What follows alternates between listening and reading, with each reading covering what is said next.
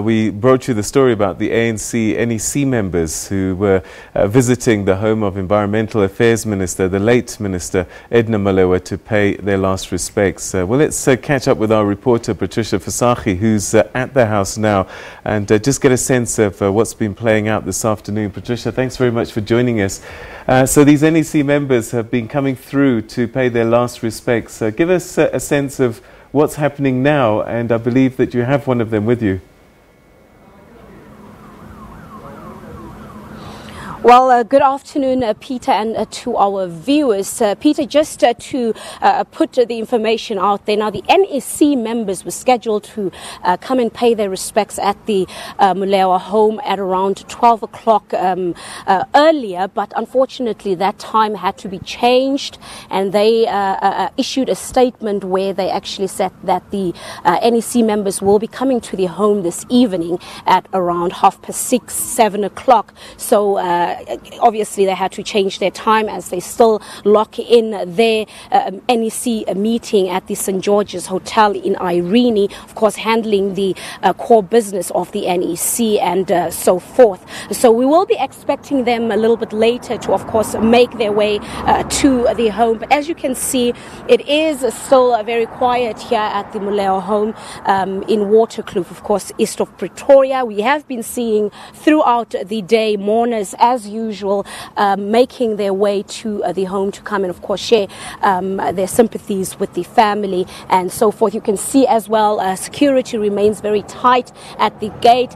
Just down the street we've got a police nyala that is camping there, of course, ahead of the NEC a group that will be coming to the home. So security very tight in the street and at the gate as well. But it's not just the NEC members that are coming to pay their respects today. As I said, a whole lot of mourners, family, friends, ordinary South Africans, colleagues, ANC members, and also former colleagues and other members of other political parties. And I'm now joined by the Deputy President of COPE, and that is Mr Willie Madisha, who also made his way here to come and, of course, pour out his heart to the family, pay tribute, and really just share in the memory of the fallen minister. Thank you so much, Mr. Madisha, for joining us.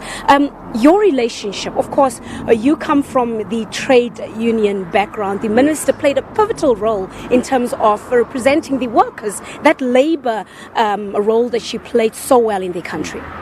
Well, we are here to pass our condolences to the family of the late minister. I must emphasize that she was very important to all the people of our country.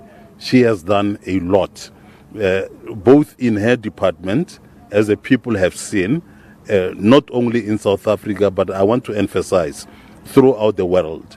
Yes, we spent a lot of time, very many years, with her in the trade union movement, in the teaching fraternity as well. And she has done very well. And we shall never forget this. So she was not only in the teaching fraternity, but worked for the workers of the hand as well. And we are very happy. Just to put it into better context and perspective, share some of those milestones that she reached, some of those changes that she made to benefit the workers and to really just change the labor environment in the country. With the teaching fraternity, well, I was president of SADTU for more than 12 years. I was president of SADTU for almost 9 years. And I worked with her, both in the teaching fraternity and beyond that. We worked together in SADTU circles. And she was able to rise as a shop steward and, like I'm saying, work for the workers of the hand, workers of the mind, represented our people, did her best.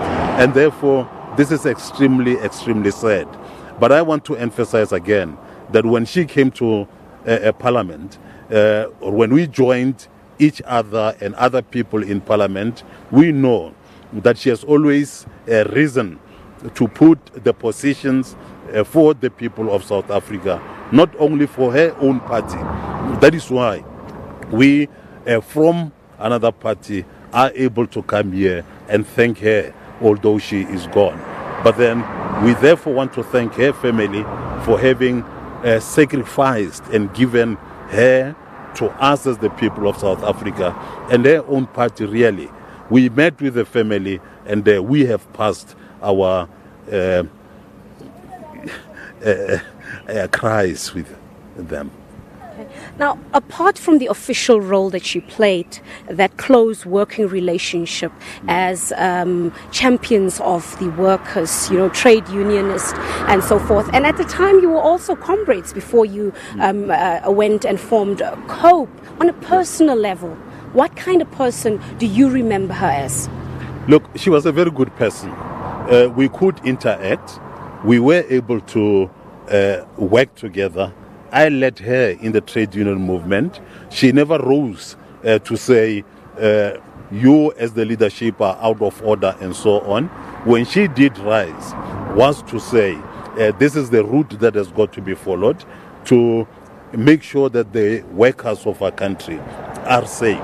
So that was quite good. That is why, even there at Parliament, we were able to talk to her. I was able to talk to her. Even outside of the parliamentary sittings, to say, here I propose this, there I propose that, and so on. And she was open, and we were able to go on. That's why I am saying it is unfortunate she went so too early. We still need her, and I believe the children and the people of our country will be coming after today will miss a lot. She was a very good person.